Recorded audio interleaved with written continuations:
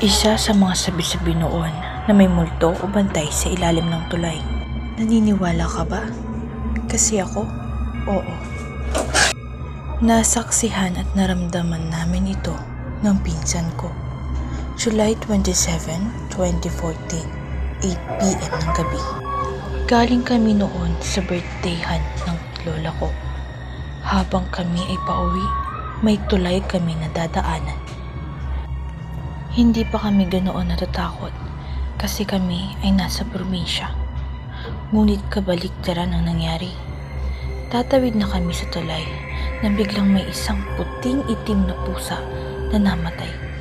Hindi na namin ito pinansin dahil nagmamadali na kami.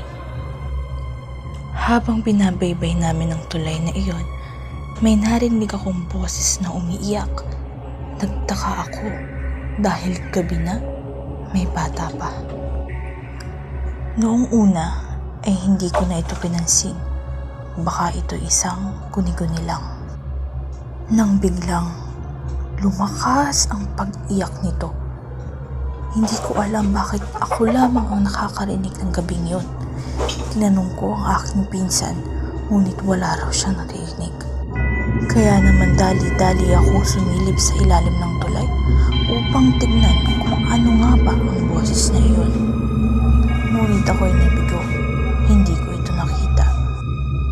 Hindi na ako mapakali, natatakot na ako. Hindi ko alam kung ito ba'y sinusundan kami.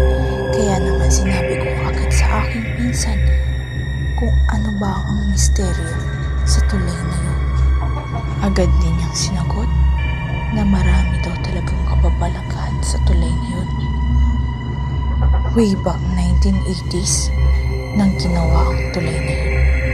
Marami din kasabihan na habang ginagawa ang tulay na yun, marami daw bata ang nagkadawala-wala. Comment for part 2.